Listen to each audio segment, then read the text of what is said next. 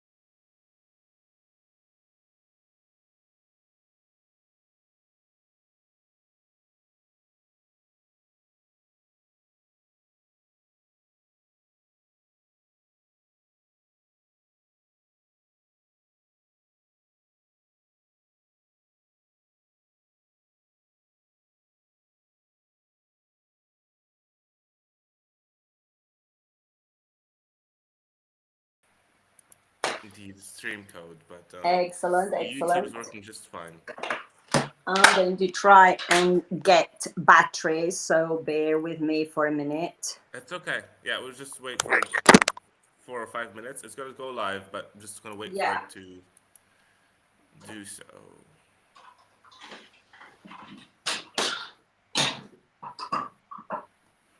Real live video. I don't know.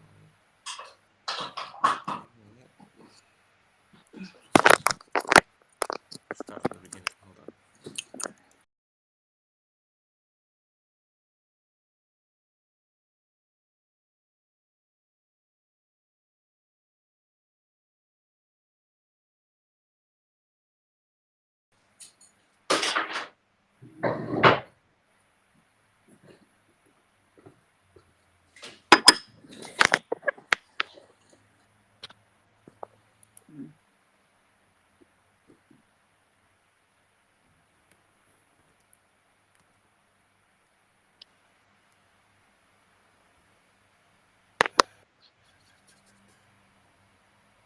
I'm back. Welcome back. It worked a minute ago. I did a test run, but now Yeah. I This thing, decided to. always a nightmare. Yeah, yeah, yeah. A It's just like real nightmare. it But decided to tell me like, nah, I'm not gonna do this we can now. just try our best. Yeah, exactly. We can always just try our best. Oh, here. Okay, it's working, and now we can go live on Facebook. It's good. Okay, now we're good. Perfect. Perfect. Okay, good. And again, Facebook is like, you know what? Live video is starting. Okay, Wonderful. now it's good. Thank you, Anas. Now it's all good. Well, it's basically the same thing we're going to be doing, like whether it's pre-recorded or live. The only positive or only upside of having it uh, live is that you can get questions, and I think we got a lot of questions, and I don't know if we're going to get enough time to cover all of them, because I I did. already replied to some of them. Yes, yeah, yeah, exactly. That's not the only post I made. I made another post on a teachers group in Libya, and you can imagine how many the questions I got on there. And it's exciting to see how many people are interested in that, and it's actually quite interesting to see them, see how many people want to work on their skills, want to work on these things, and I'm like, interesting. That's good. That's really good. Yeah. I would like to invite everyone to my training and they will find out fully because I am visiting Libya. I am going to visit three cities: Benghazi, Misrata, and Derna and Tobruk. So there are four cities that I am visiting. So the training will take place from the 7th, 8th, and 9th of September. And Hmm. that will be in Benghazi. And then the 13th and the 14th will be Misrata. And after Misrata, Tobruk and Derna. So I'll be in Libya for 2 weeks. That's cool. That's awesome. But I'll try to respond as many questions as possible Yeah. about English teaching, education, and especially how to teach reading and writing. Okay. Yeah, that's awesome. That's awesome. Um, Before we start, so today we're having an episode with Coral George, and the floor is yours to introduce yourself, and then we go on with the questions. So, Okay. who is Coral George? Well, Coral George is a classroom teacher. Coral George has been teaching since the year 1991 or 1990, long, long ago. We're talking about 35 years ago. And I started teaching in secondary education in Britain in state schools, 12-year-olds all the way to 18-year-olds. And I was teaching them French and Spanish and English as a foreign language because there were some German students there as well. After a time in Britain, I started teaching in Cairo, in Egypt. And there I taught 4-year-olds, teeny tiny children, and it was really good because it was my first encounter on how to teach reading and writing, and it was a disaster. And you know why? It's not the professionals, it's the methodology that you use. Being a teacher is a profession. We need to upgrade, we need to update ourselves, we need to train ourselves. And I was using a program that was called Letterland. It was analytical. For example, the letters had a name and a sound and the characters. So we started with the letter A, obviously, and then B and C. So Annie Apple, it was the letter A, the character. A, Annie Apple says ah. And Bouncing Ben, which was a rabbit, said B. But he never taught two very important skills: reading. You need to be able to read, you need to teach blending, and for writing you need segmenting. From Egypt, where I was there for a year, I came back to Spain because I've got dual nationality. I am Spanish and British. And I started teaching with phonics. In this case, it's Jolly Phonics, but I can talk about phonics in general. There are many very good programs out there, which are phonics programs.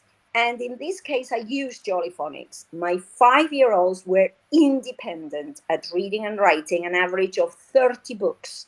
Nowadays, obviously, they have published many more books, and children by the age of 5, when education is not even compulsory, children don't have to learn to read and write, but they can read an average of 90 books independently, and also free writing. So that's me, a teacher who found out about a program by using the program, that it works, that it the literacy levels rise tremendously. It is based on research. And after that, I've been training in the 5 continents. Even I would invite everyone to watch my TED Talk. I was invited to give a TEDx talk in Madrid about synthetic phonics. And I've been looking around, and I think it's the only talk about synthetic phonics. If you, it's on YouTube, Coral George, synthetic phonics, Jolly Phonics, TEDx. They can watch it, and it's 20 minutes of a summary about synthetic phonics. That's wonderful. That's So that's uh, me. that's that's something we can all watch actually because it's interesting to talk about phonics and see, especially coming from you, a person who's does training for Jolly Phonics, to talk about synthetic phonics and talk about the inner details of how they work, and that's interesting. But let's go on to the first. This actually drives us to the first question because you did talk that you did say that to talk about phonics, but how did you first get involved with Jolly Phonics? Was there a Well, light bulb moment that made you it passionate was about phonics? the authors, Sue Lloyd and Sarah Wernham, who are still very active in delivering materials for all of us. They are still creating materials.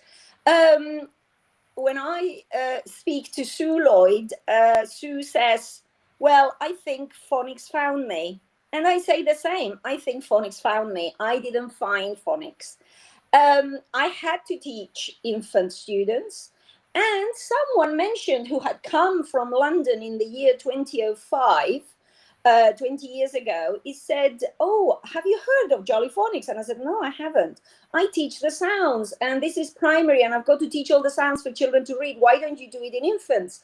So I started teaching it in infants, really, as the authors say it, because you see, when there is innovation, everyone is scared to lose their, in a way, it's not status quo, but I would say their old ways. So change is difficult. But when someone is looking for the best for their students, when someone takes their profession seriously, and that means I am here to teach children to read and write, I am here to make sure that my students are independent readers and writers. So I started using Jolly Phonics, which is, it's a revolution. I know that you introduced this as a jolly revolution in Libya, and it's true. You do not teach letter names. You do not teach the alphabet. You've got to teach sounds, and you don't do one a week because, of course, there are 26 letters. You can do one sound per week. No, you can't. You've got to do one sound per day because there are 44 sounds. So when I started implementing this program, without any training, just reading the manual, because it's so easy to understand, and then started seeing the results in my students. I was in the foyer, the entrance of the school. It was an infant and primary school, so children started the school when they were 3 all the way to 12. And my students were in the foyer looking at the water cycle. The water cycle from primary 6 had a lot of beautiful artwork, but also labeled few pictures like cloud, rain, pond, rainbow, etc. So I caught a 4-year-old while we were lining up, and he was blending on his own. And he went, rain. He wasn't looking at the pictures, he was reading. And then cloud, cloud, pond, sun, sun.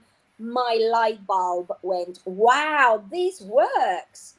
So that's how I found out in the year 2005, 2006, that reality hit my face. This works. Yeah, that's wonderful. I think we'll go and get into 4 questions about blending later on because I've been doing Jolly Phonics, and blending is the only difference between students who are in grades, let's say grades or KG to grade 1 and 2, and then upwards. They have a problem with blending and mixing these, like blending these sounds together, but we'll get into that in a bit. Um, the second question is: do you remember the first time you saw phonics click for a child? What was the experience like? Okay, so you talked about it now and how it was surprising, but how did what was the experience like? Dive more into the experience. I always describe this experience as goosebumble. I get goosebumps, okay, because the the first day that you introduce the sounds, we all know that it is not the order of the alphabet. So I start with the letter S, but it's not the letter S, it's its name. So we use the sound. So it's S, A, T, I, P, N. The order of the presentation of sounds is based on research. With the first 6 sounds, children can read and write, blend and segment at the beginning, 30 words. With the first 12 sounds, I don't know how many words, but with the first 18 sounds, which is only k, h, r, m, d, g, o, l, f, b, we're talking about one letter, one sound, they can read 800 English words. So in 3 weeks, talking about a month. If you do it a little bit slower, the presentation of sounds, in a month, your students can read 100 words. So my experience when I first taught the first six sounds, and I still get it now from time to time, I give myself the pleasure to stand in front of 2 or 3 year olds and show them. Obviously, the sounds should have been presented, as I say, from an abstract way. The children, a human, needs to you hit their intellectual level by showing something visual, and of course, they see the picture of a little boy with a stick, and they're going for a walk, and they hear a sound, and the sound is so while the teacher is telling the story, then they can see pictures so the children understand, even if they are not English native. And when you are showing the story, then all of a sudden that story involves the visual, the auditory, the oral, and the kinesthetic, because the children will listen to a song that says, snake is in the grass, and you ask the children, please, can you do the action for the snake? So it's involving many different skills, and it makes the children remember. So, like that with the first six sounds, and straight away, this is another mistake that I would like to point out for teachers to remember. You do not just teach the sounds one after the other, and you think, oh, this is fun. So, after you finish, which is the last sound in the first group, 1, 2, 3, sound is sound six. Oh, I'm going to carry on. The children are loving this. Let's go on to k, and we click castanets. Oh, let's all hop and say, wrong. As soon as you present six sounds and you've all had a wonderful time because it's all kind of static, we're all moving, we're all doing something, straight away you need to teach blending. So you put a card in front of your mouth, right under your mouth, and it says pin. And you say nothing. You get your children to say each sound, but the teacher can help with the actions like, and the children say p, I, n. The teacher does the blending, p, in, pin, pin, pin. And you know the clicking time is when a boy, and this is something else that's based on research, when a 2 or 3 year old, 4 year old boy says in, in. They don't hear the p, they only hear the end. That for me is goosebumps, because it's just the reading, and then the teacher has to continue saying put in, pin, pin, pin, and eventually children say pin. So that is when I think the magic happens, when they read. Yeah, yeah, exactly. Yeah, when they you actually see them, like, oh wow, they're starting to read. I mean, it is just a word, but if they were able to read that word, I mean, there's nothing stopping them from reading more than that. Of So it's course, yeah, there are 30 words with the first six sounds, exactly. and no pictures, no clues, no nothing. Just pin, pan, sit, sat, spit, spat. But then when we teach group four, the digraphs, the A and the I that go together, and I tell the children it's two letters but one sound, and it says A, then they can read ain, rain, and pain, and Spain, and train, and so on. So that it's magical, especially in the area where you come from. Yeah. Don't you think it's magical, for example, that children can say the sound really clearly instead of saying b? They don't say bin, they say pin. They Yeah. don't say I'm going to play in the park, they say play in the park. So Yeah. they can say p, p, p. So that is magical. You think, wow, at the age of 3 they can say pin, and our adults can't. So Yeah. it's very it develops a very good accent, and it develops the skills for reading and writing naturally. We have a lot of comments saying good morning from Salima, from Khadija, and Gertrude. Good morning, everyone. Thank you for the question, Khadija. We will have a few questions for Ms. Coral, and then we'll move on to your questions. So let's move on to the next question. This is a very good one, though. Many parents think reading will come naturally. Why is phonics such a game changer compared to just memorizing words? It's based on research. All I have to say is based on research. That's the first thing. So when something is based on what is research? Research is let's trial something with a group of children, but let the others not try it. Let's test them before and after. Of course, if the child is 3 and they've never been to school, or 4, then there is nothing to test because they're all going to be at 0. But if you prove by using a program, in this case is phonics, and the children can actually read uh, chronological age. And if you go on to Jolly Learning's web, there is loads of research there. And research shows that children who are taught with Jolly Phonics, they are ahead chronological age. But nowadays, the picture is even bigger. Uh, think of poor Christopher Jolly, who is the editor, Sarah Wernham, and Sue Lloyd. Think of those poor 3 people back in the 80s and the 90s when everyone prescribed and policy by the government was look and say ABC, and they kept going on and on and on. Not is it's wrong to teach the letter names. You've got to teach the sounds, and there has to be this order, and it's blending and segmenting, etc., etc. So finally, because of their good doing and amazing work based on research, they got researchers behind the Reading Reform Foundation. I would like to invite everyone to check the web. The RRF, the Reading Reform Foundation, was a lobbying group. I was with them and helping out that the policies in Britain changed. And eventually, around the year 2009, 2012, it is policy, which means compulsory to teach reading and writing through phonics, through blending and segmenting. Look and say will only get you to remember the words that house, window, table.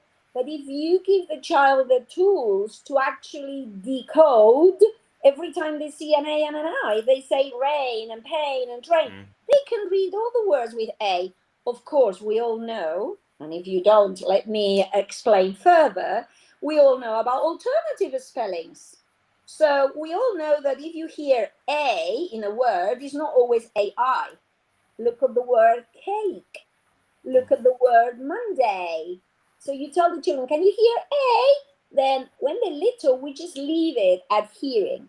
But once they can blend, read fluently, write fluently words like rain, train, pain, then we go on to teaching the alternatives. Oh, look, there's a magic E, like in cake, or split diagram A. This is A and it splits. So you can read cake and make and shake, but we teach it one at a time. We don't just go all of it at once. So I would say to teachers, try it, see the difference, and then tell me if it works or if it doesn't. But basically, it's based on research. Look and say doesn't. And I normally convince teachers when they come to my training, because as an adult, you blend. As an adult, when you have to write, you segment. So I dictate a word that doesn't exist, and you find yourself counting the sounds, and you say, "Oh yeah, Tangdale to did you say did you say tang the a? Which a is it? AY and so on." And the same with reading. They look at a word and they've got to, because they've never seen it before and it's not in their orthographic store. The brain has a front part, short memory, back part, long memory. All the words that we have decoded ourselves stay there. The ones that look and say, they don't stay there. So if you ask a child to read and to write many words with A by just hearing, not copying, eventually the brain says, oh yeah, AI, rain. A, consonant E, cake, make, shake, and so on. So I would invite teachers to use the program and make sure that they implemented well, as the authors say that should be implemented, because it works. It does, yeah, it does. I've seen it, and I've used it with adults as well. With adults, you obviously don't use the songs and the jumping and the fun parts you do with the kids. But still, with adults, it works just fine, and they You get don't it. use the songs with adults? Oh Yeah, my word, you don't know what you're missing, hey, Anis. You don't yeah, know what you're missing. Listen, I taught Jolly Phonics with the students as young as 1 year old. Obviously, at their intellectual level, they can't hold a pen and they shouldn't. They're too little to write letters. But they are not blind, they are not deaf, and they're not dumb. They can talk. So I say to them, can you run to the sound? And I tell you what, I had 20 children running to the letter S. I yeah, say, can you yeah, run to the sound P? And they were running to the letter P. And yeah, then I put few sounds on the floor and I said, can you write the word pin? Listen, look at my mouth. P, I, N. And I can assure you, they picked the PIN. So I had 1 year olds reading and writing. yeah. Now, let's go on to adults. I did a bit of an experiment. I can't call it research because I didn't do a huge amount of people, and I didn't evaluate and record every single person before and after, but I did it at sort of bird view. I had a teacher who taught English in an adult school. And this teacher, I always say thank you to, and I should mention them. Her name is Maria Jose. And I would like to thank her for giving me the opportunity to teach 60-year-olds to 80-year-olds, fully literate, but in Spanish, but zero at English or very little English.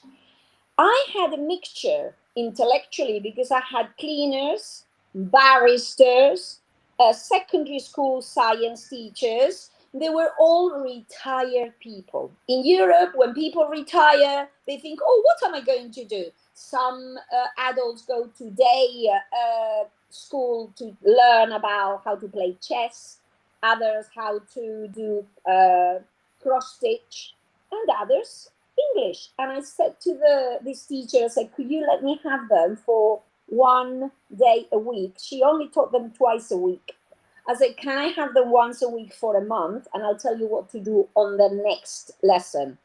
We did everything. But of course, 6 sounds, satipin, we did them in, because it's the same sound and letters in Spanish, we did them in 10 minutes. But we did the story with the visual, we did the action, and we sang the song. They needed to sing the song. So, my advice for those teachers who have to teach to read and write, and they can't read, your children can't read, and you don't know why. And it's because look and say ABC doesn't work if the child is not visual. And I would say change the level, give it a twist. Give the books to the children. If you have a class of 20 children and you have 7 groups of sounds to teach, only teach one group. As a teacher, teach group one. And then you've got 6 groups left out. Divide the class into the groups to present group 2, 3, 4, 5, 6, and 7.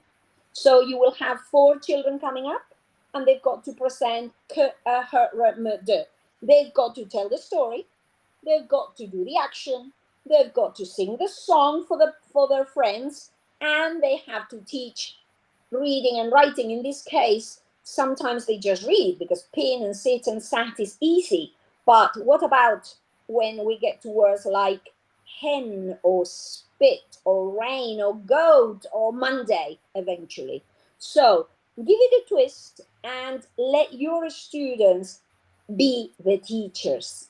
So you will be an observer guiding the students, but they will still be learning while they're teaching the sounds. So, advice for those teachers who have to teach students a little bit older, meaning from 8 or 9, give it a twist and say, you're a teacher. We're going to do jolly drama. I call it jolly drama. Well, these adults that I taught, we did evaluate them because we recorded them reading the decodable books that we give students at the end of the 42 letter sounds. And I gave those students, those adults, the Jolly Readers level one, the red level. And it was amazing because they were able to read fluently after. The before and after is shocking. They were reading things like a snake is having lunch, Spanish accent. And of course, afterwards, it was like, snake is having lunch. Bee, inky, and snake jump. They wouldn't say hump, which would be your Spanish accent. So it works. It works with That's any amazing. age. From my experience, 1 to 80-year-olds. The difference is a 1 year old will still have to develop the fine motor skills. So I won't ask them to write letters. Everything will be very adapted to the level. And the 60, 70-year-old is not going to color ants that are as bigger as my face, as I say. So it works. Give it a try. One thing I'd like to add is okay. So you want to flip the okay, let's say flip the classroom and have them teach. Um, do you tell them the sounds, or do you give them the sounds, or they just Oh, have to yes, find out yes, on yes, their own? yes. These groups of, so for example, imagine I have 6 groups, yeah, 6 groups of sounds that the children have to read. So I need to divide my class of 20 into 20. So imagine there are 3 or 4 kids to teach the groups. So what I do is I give them the sounds. They can use Jolly Classroom, which is free for a month. If you contact the local distributor, in this case, in Libya, would be Sundus, who can give you access, free access to Jolly Classroom, and we can share. I don't know if we can share the. You can look in internet, perhaps Fluent Center.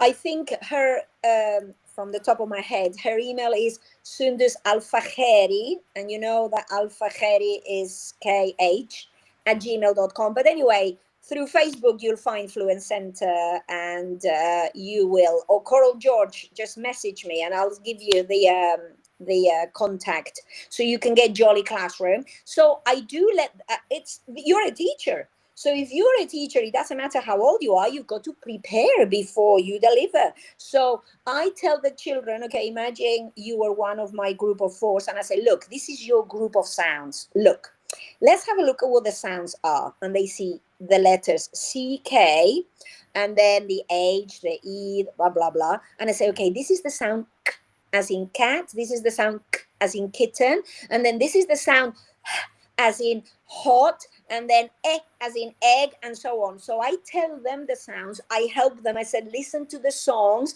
These are the words that the children will have to, you will have to tell the children to read and write, and then divide the group. You decide. This is collaborative learning, Empire State level. Come on, children, what you're going to do is one group, one of you will have to present the sounds, and or one will present one sound, the other one another sound, then another one will have to get the songs. So make sure you get the songs ready and the actions. Another one, oh, with the sound up. So they all say up. Like, for example, in Spain, is a treble sound. They cannot hear up. So if they can't hear up, we've got to dramatize that sound even more. So what I say to children is, children, look what's happening. It's raining. Now you need to put your umbrellas up. And of course, they have to put their umbrellas up. They have to go under the umbrella by saying, oh, and they have to open the umbrella, and they don't open the umbrella saying oh, because my children will say I've got umbrellas, and I'm thinking, you're not saying oh, you're saying ah. So what we do is a rusty old umbrella. It's my grandpa's umbrella. I didn't have any more, so I've got to open it and go 1, 2, 3 oh, and I hurt my tummy when I say ah, and I get a spray bottle, and while they are doing the action of ah, I make them all wet. And I say, you're wet because you're not under the umbrella. So I impact them by giving them an extra for those sounds that I know they are not in their mother tongue. So in Libya, dear teachers, and this will come from the training, you've got to make sure you dramatize, you dramatize eh, you dramatize eh, you dramatize, I think it's also oh, and cling, cling, cling, v and th. Okay, the sound v is very difficult. Let me get closer to my mouth. You put your tongue between your teeth, and then this has to vibrate. Is a voiced sound. And then the other one, you put your tongue between your teeth, take your tongue out a bit more, and then this doesn't vibrate, is unvoiced. So I make up a story. I don't teach the sounds straight away. I always do phonological awareness. Okay, call it whatever. The terminology sounds ever so posh. Phonological awareness, phonemic awareness. Right. Get the children to listen to a made up story where you're in the morning and you're late for school. Obviously, this story is based on the Jolly Phonics sounds. And you say, children, you know what? Mommy said have breakfast. And guess what I had to have for breakfast? Egg. Come on, everyone, have your egg and say eh, eh, eh. And the children have to look at your mouth Yeah. while you're saying eh, eh, eh. And then they have to turn to the partner and say eh, eh, eh. So it stays in the brain with pair work. All this I cover it in my training. So after egg, and we have the egg, guess what? That morning there was a little mouse that was running around and he was eating my crumbs because I had a bit of bread with my egg. And guess what the mouse was saying? Eh, eh, eh. But I kept having my egg. Eh, eh, eh. And the mouse said, eh, eh, eh. Anyway, mommy said, you know what you can have for breakfast? A yogurt. So I had a breakfast. I had yogurt, but I wasn't looking. And I put some sugar in the yogurt and I wasn't looking. And I put a spoonful in my mouth. But guess what? The sugar was full of spiders. And I wasn't looking. And you were not looking. Come on, everyone, get your yogurt. Stir the yogurt. Stir the spiders in. Eat it. Do you like spiders? I don't. You've got to spit them out. But it has to be in English. Okay, you can't go bleh. No, you have to go. Come on, everyone, spit your spiders, and everyone has to say.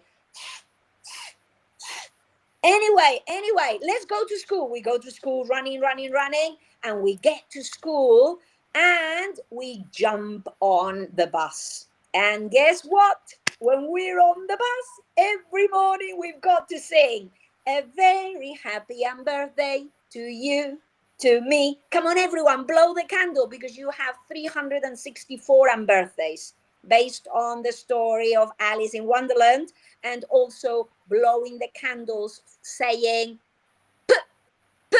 It's not b, b. It's look at my lips.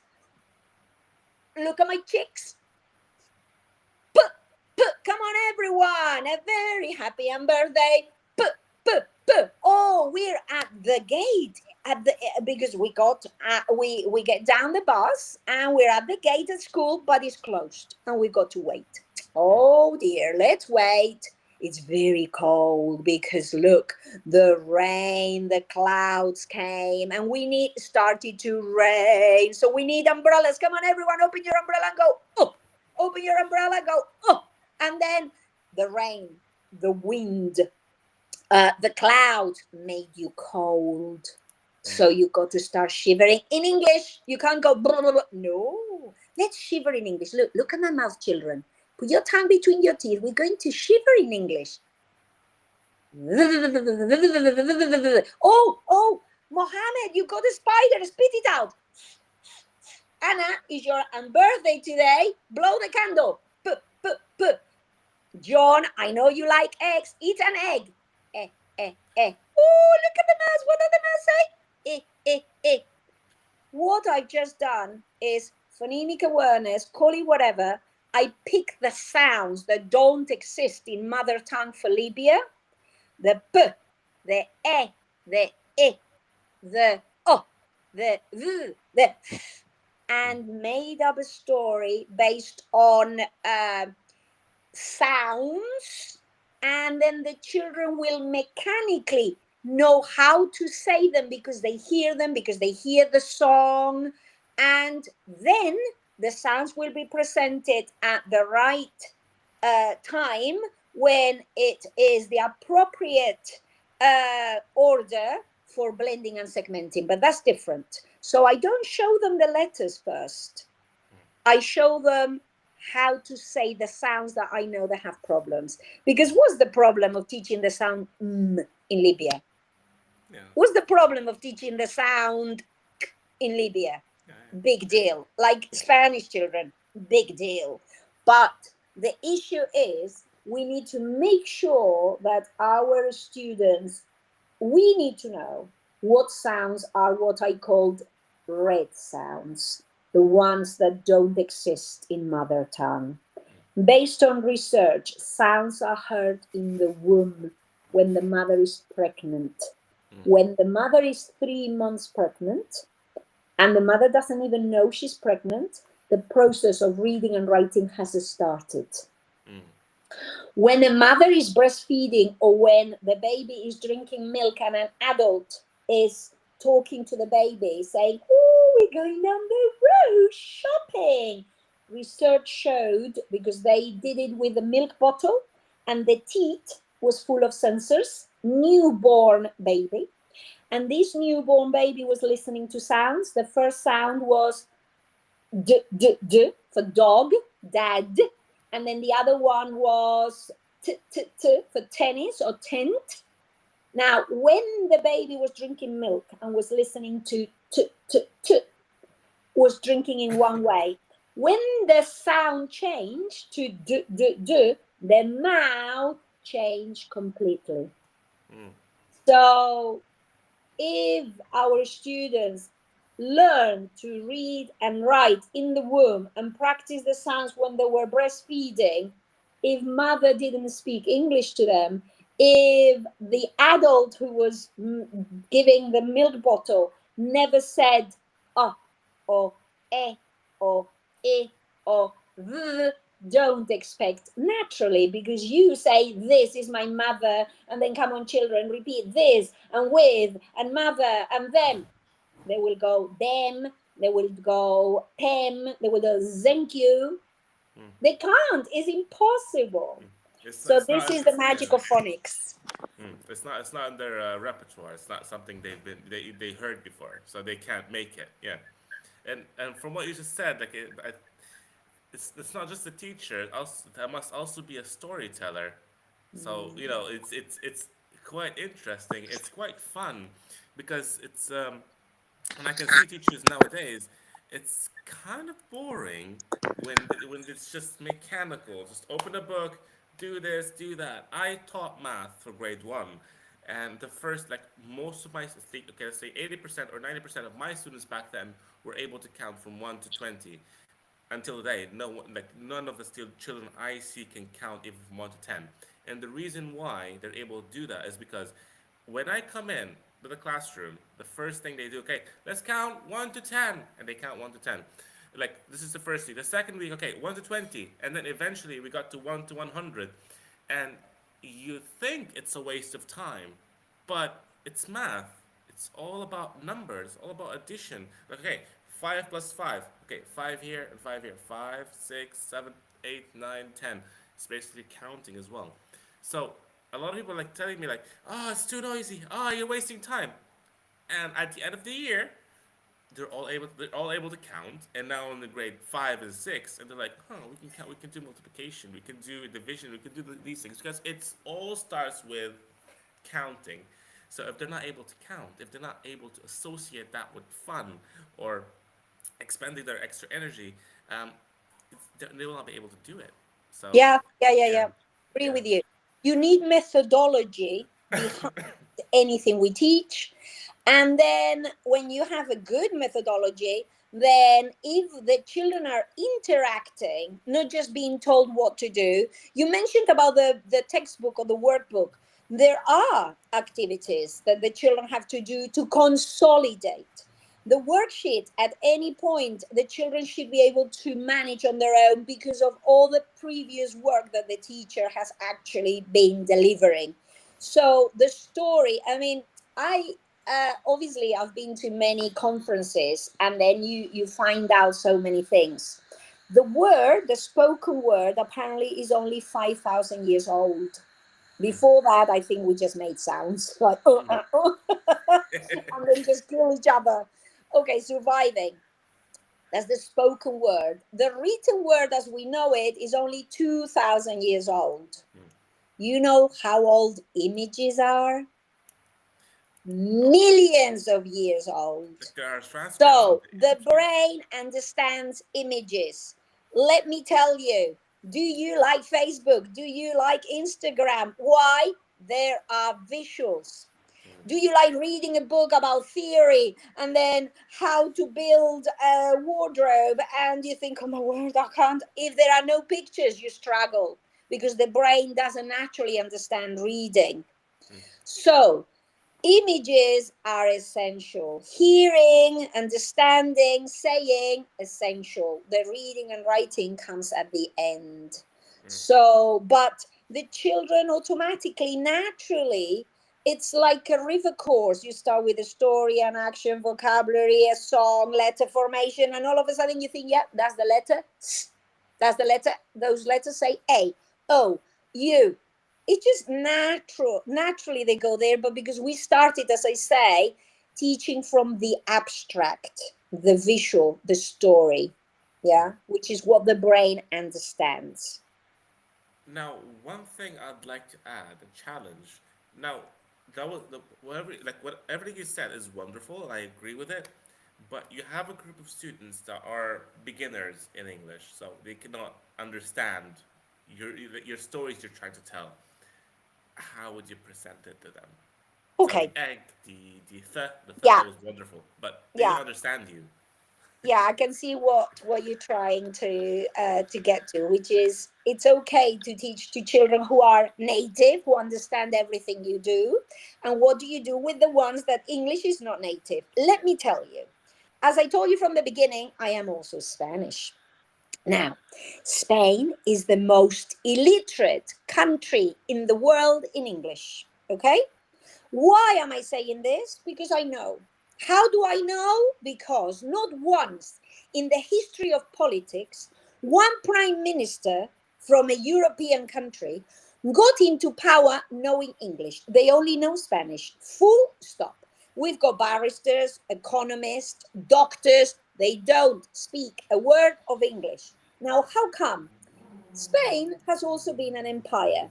There is enough research. Probably Spain had one of the first universities ever in the world.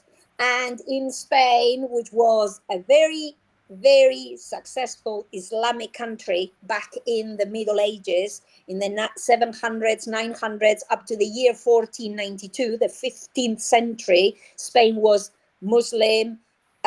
We had many Jewish and Christians living together, but it was mainly Muslim. We had plenty of research. And then when Isabella the Catholic said Spain is Catholic, there was plenty of research and there was investigation in our own Latin and Spanish language. Therefore, Spain invaded many other countries like the whole of Central South America, including the Philippines, Far East. The north of Europe was all Spanish. Belgium, Holland, Germany was all Spanish up to the 16th, 17th century. So, where is the need to learn any other language? You learn our language. And that is still happening. So, therefore, why am I saying this works with children who don't speak a word of English? Because I had to teach English in a soil where not the parents who spoke English. I didn't care how literate they were in their own language. I didn't care how illiterate they were in Spanish. When I spoke to them, they didn't understand a word. And I achieved, or they achieved, through Jolly Phonics, to read 30 books independently and to write in English. I didn't tell you this story. When I went to England, And I called England and I said, look, my 4-year-olds can read rain. I'm so impressed. And I said, can I come and visit? And they said, yeah, yeah, yeah. So I met with Sue, with Sarah, with Chris Jolly. And I had the crazy idea to invite Sue Lloyd to my school. So in the year 2006, Sue Lloyd came to my school. And of course, it's like the queen coming into your class. I didn't think at that point that, oh, my children can read rain. She'll be impressed. You know what she said? Coral, what can your 5-year-olds write? And I looked at her thinking, this woman is mad. And I still tell her, I tell this story. This woman is mad. What do you mean? What do you mean? 5-year-olds writing? 5-year-olds. Number one, it's not compulsory to go to school. We're only here, okay? Number two, they're learning another language, Spanish. I only have 4 sessions of English a week. We didn't have internet on those days, so there was the only English they could hear was English songs from the radio, American songs, but they are adult songs. So you're not going to put those songs for a 3 or 4 or 5-year-old. I was thinking, 5-year-olds writing? Didn't even, I said, no, no, no, no. Here in Spain, we don't do that. But it planted a seed. And that's what I say to every single teacher whenever I go to their school. What can your 5-year-olds write? And I don't care if it's a state school. I don't care if it's a private international school. I just tell them that because a 5-year-old can write independently from talking and listening and using Jolly Phonics. So what must we know when we teach a child? That you must never underestimate a child. The brain can hear every single sound that is produced in every single language all over the world up to the age of 14 years old. At the age of 14, your hearing starts going down up to the level of 40%. So you and I, right now, they drop us in China, and we don't know Chinese. They drop us in China, and we say, oh, how are we going to learn Chinese? We do. I can assure you, you've got to communicate, you've got to survive, you learn Chinese, but never with a native accent. If they drop a 13, 12, 14, 7, 10-year-old in China, they will learn Chinese with a native accent because it's to do with your hearing. So, the first thing you need to understand, do not underestimate a child. They hear everything you're saying. So, the first rule that I learned, and it's a rule, is a must from the British Council when I worked with the British Council on the Ministry of Education bilingual project here in Spain, very pioneering program. They were teaching English in state sectors. I think it was because the Spanish government said, we need help. No one speaks English, not even our prime minister. Please come and help. So in the year 1996, they came and helped. And they had a pilot where they dropped some of us. We were called consultants, English consultants. So we had to teach in English the same curriculum that the Spanish teachers did, starting from infants. So the first rule, dear teachers, golden rule, listen, one face, one language. Do not use any Arabic with your students. Never, ever relate to them. Never address them in Arabic. They're okay if at this level you're in English and then you talk to the parents a month later. I wouldn't do it the same day as they come in the class. A month later, you go blah, blah, blah, blah, in Spanish or in Arabic or whatever. Yeah.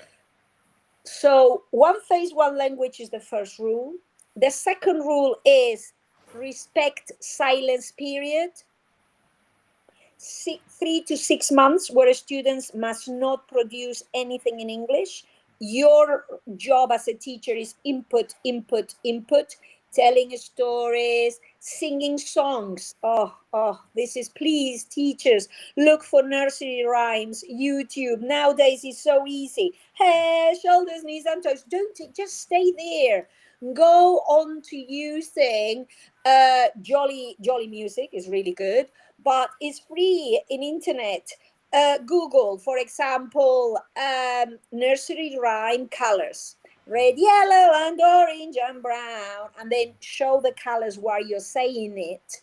Singing for the pleasure of singing. Nursery rhymes teach the pace, the rhythm of a language. Hickory dickory dock, the mouse ran up the clock. You're teaching poetry at the end. Hey diddle diddle, the cat and the fiddle. You're teaching dull and till at the end of words, which is very English. Sing every single day many songs. Interactive uh, games for 3 to 6 months, depending on how old or how young your students are. And then slowly start demanding English. The first demand is: may I go to the toilet? Can I drink some water? Do not allow anyone to go to the toilet unless they say something in English. And of course, in my training, I teach the strategy of turn to your partner. Anything I say, they've got to tell their partner. Otherwise, I never ever, I'm going to mention a few names now. I was trained by Ruth Misking, Oxford University Press, Read Write Inc. program. Oh my word! What a commander general, but you get the results. When a question is worth asking, is worth everyone answering. Don't ask any child to put their hand up because you frustrate them. Listen, if I right now had a class of 20 children and I say, children, now how much is 2 plus 2? Who are going to put their hands up? The ones who know the results. And they say 4, and you think, yeah, perfect. And then when you ask 2 plus 3, then put your hand up. You're not going to ask the same ones, are you? You're going to ask the ones that didn't put the hand up. And you know what those children probably think? You didn't tell me to put my hand up. Why do you ask me? What you should do is teach 1 plus 1, 2 plus 2, 2 plus 3, do loads of games, and then throw the question at them and say, turn to your partner, find out what 1 plus 1, 2 plus 2, and 2 plus 3 is. They all talk, they all work it out, they all go blah, blah, blah, blah, which is called collaborative learning. And then you say, stop. The whole class should stop. And then what a teacher should do, and this is classroom management, is pinpoint, which is called popcorn, and say, okay, John, what is 1 plus 1? I am just checking what everyone had and tried and had a go at. But the same for geography, history, maths, including reading words. I come in the classroom and I say, good morning, children, how are you? Isn't it boring that every single child has to say, fine, thank you, and you? Excuse me? Turn to your partner. You all should feel differently. How are you today? I'm cold. How are you today? I'm happy. It's my birthday. How are you today? I'm tired. I'm sad. I'm hungry. I'm sleepy. Every single child will say whatever they feel like. So give the children the chance to talk to someone every single time. So starting from zero, the input English all the time with good methodology, reading loads of stories, reading books is amazing, playing games is amazing, and making sure that the input is good. Your English has to be good, but as you teach with Jolly Phonics, you become really good at elocution lessons. So you become really good at pronouncing sounds. If you sing songs as an adult, you learn about intonation. So, my advice is don't underestimate children. They can learn English in a native way better than you and me. Respect silence period, 3 to 6 months, and your lessons have to be fully interactive all the time, allowing the children to talk. Because from the talking comes the writing. It's the TTT taboo. You should not. You should pay attention and not have too much TTT because that ruins basically everything. And this is what I always tell my teachers. Like, you can speak the language quite well. Like, your English is perfect. why do you feel the need to speak more in the classroom? Oh, because they don't understand. Okay, it's good. It's the grace period. They don't understand you now, but just push them. Just try to give them a bit more. And it's just, I don't know. It might be a generational difference, but the new generation is like the new generation of teachers are like, they don't understand me, so I have to put more effort in. I have to say more, and I have to tell them, okay, think of it as haram. Haram is like forbidden in Arabic. Think of it as haram to say too much. So Yeah. they have to say what, like, even if it's wrong, they have to say it. Even if they look confused, they have to say it. If they don't understand it, they can ask each other. But again, they just translate to them, and this is my center, and No. I'm trying to again, it's teacher training, and Yeah, teacher training and good methodology to make sure that you never translate anything for your students. If you yeah, need to explain the meaning of a word, you put it in context. Someone yes, says, "Oh, what does window mean?" And you say, "Oh, window, let me show you." Obviously, when we are at infant level, even primary 1 2 level, we are at noun level. So any noun that is picture, concrete, you've got a picture. yeah, Okay, like a window, a table, a chair, a leg. Now it gets a little bit more complicated when you need to explain the meaning of abstract nouns like friendship or love, but you need to put them in a context. And then you get to friendship comes from being a friend. You can look it up in the dictionary. Slowly, the level of understanding. And when they read, we're talking about 5 year olds being able to read 90 books. Reading slowly will enhance their reading comprehension and their vocab. yeah, exactly, yeah, and that's what we're trying to do all the time. So that's it is what it is, I guess. But hold on just a second. Any other questions? You had some questions there in the background. I know the teachers will probably have many, I but did. if you ask those questions, I think in the end will probably all be covered. Yeah, I don't know why, but I think it's just decided to go offline. Hold on, let me just double check. Okay, it's good. It's good. On maybe it's on Facebook. That's just not responding. But anyways, I'll ask the question that it's actually a two-sided question because she asked how many sounds should I teach in one class, which is 2 hours. Um, 2 hours of lesson. Oh my word! I've finished the 42. 2 hours yeah, is a long time. I mean, yeah, depends on obviously if the children are little, they're going to have to be playing, but they can play while they're listening to English songs. I put nursery rhymes in the background all the time. When they're coloring, when they're playing. If the children are older, obviously the lesson has to be paced. Now, Jolly Phonics says in the book, one sound per day. Now, one sound per day means that I start with the story, snakes in the grass, and the children, after I present the story, which is 5 minutes, and then they do the action and listen to the song, they do the formation, then they have to do the worksheet and color the snake. This is for 4 5 year olds, which sounds fine, but of course, we're in England. The children are fluent, they understand English. There might be foreigners, but they come into a country where they are surrounded by English. The bus driver talks English, the dining lady speaks English. So it's all very immersed in the language. Also, they receive 25 sessions in English. They receive science, geography, history in English. It's all English. Good. So you can do one sound per day. Excellent. What am I going to do now? They only have 4 sessions of English a week out of 25 sessions because children are not, they are 25 hours at the school, but they are not 25 hours because they have break and they have Arabic lessons and they might have PE, which could be in Arabic. So, what am I going to do if I only have 4 5 10 sessions out of the 25? You go faster. okay, I teach, and I did this again. I can't talk about research, but I can assure you this is what I did.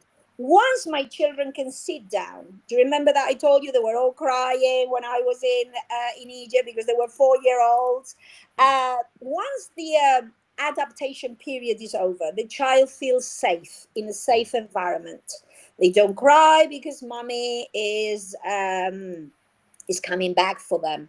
Once they know how to play, because what you do is you teach children to play. You sit in groups and then let's play with the plasticine. I mean, I'm going down the level 3 year olds. If they're a little bit older, you can just put the puzzles out and whatever. If they are a little bit older, then you give out word boxes. Teachers, can you check? tcrw.co.uk. Teaching children to read and write.co.uk. Sue Lloyd's webpage. So you download their word boxes, you photocopy, you laminate, you put them into the 8 boxes, you put them out, and you say to children, teach each other to read and write. Come on, one of them makes the sounds, Do you, and the other child has to say red, I found it. for Yeah. example. So we first divide the class into groups, and then we make sure that we play the games with the students, and that will make them independent eventually. So just so we can just so we can be sure, like this, how long should the sessions be? Like if Okay, you want to teach Jolly Phonics, for because in Libya, I don't like this is something we can't change. They have to be there for 2 hours, excellent. 2 hours a day or 2 hours a week? 2 hours a day, at least 3 days a week, at least. So two My hours a day, students, 3 hours. So it will be like 6 hours a week. yeah, Plenty of time. Now, let me tell you the experiment. I started saying it and I didn't finish the story. I went to Switzerland to train, and I thought, wow, this is interesting. So I thought, this is really good. So I sent an email to the coordinator. Okay, can you tell me if you know anything about Jolly and blah, blah, blah. And she said, oh, yeah, we teach Jolly. And I was thinking, why am I going? I mean, this is going to be a waste of my time. I thought, well, they want to pay me, but I don't want to sound stupid in front of teachers that they already know. No, no, no, we use Jolly Phonics, but with the 6 year olds. And I was thinking, what? Yes, I mean, our school teaches 3 year olds, and we would like this in infants. And I was thinking, I know what I'm coming. I'm coming to tell the teachers to start at the right time, which is when the child is only 2 or 3 years old. So I trained the teachers, and they were all very impressed with the results, 8 hours training. And I had booked my flight for a few days later. So I said, teachers, I can also offer you consultancy services. I can go into your class, model teach, and then you see the results. And they said, oh, yes, please. So I was there a whole day, and I said, give me the class of 3 year olds. So they put the 3 year olds in front. They had not done any Jolly before. And I said, can you have all the teachers at the back watching? Yeah, you can record, whatever. So I presented 12 sounds in 10 minutes. I went, snakes in the grass, answer my arm. Okay, some of the children were 3, 4. This was May, so they were about to finish school. They only had 2 more months probably to finish school. So they knew English very well, and they understood well, but I'm not saying that they probably spoke English well because they were very little and foreign. They were in Switzerland. Some parents were German, others were Spanish, others were French. So I started teaching 12 sounds, boom, boom, boom, boom, boom, with a story and action, vocabulary, and a song. And I could have carried on, but I stopped. I said, now bring me the cards, please. Oh, where are the cards? And I said, okay, I've got my own cards here because they didn't know how to teach this. I got the word, I think it was hot. And I said, come on, children, what is this sound? And they all went, and this one? And they went, oh, and this one? Too. Can you say the word, please? And they went, hot. The teachers went, but we've never done this. And I said, I know, it's not you. It's not me. It's the methodology and the children that hits their intellectual level. And then I looked at another card because we're talking about reading, blending. Teachers, don't forget segmenting. Don't forget how to hear the sounds so they can write them down. So I said, children, I've got a word here. Okay, the word is, and I don't remember, but I always say this in my trainings, sit. Okay, sit. And I want you to bear, because I'm doing this from my phone. Bear with me, I'm leaning the phone there. I said to the children, I've got the word sit here. Okay, sit. I didn't show them. I just looked at it and I said, sit. Let me put it down. I'm going to segment sit for you. Look, listen. And I showed my right hand on my left shoulder and I said, sit. Sit. Sit. Can you all do it, please? And the whole class, listen to the word sit, segment it into sounds, sit, and then say it again, sit.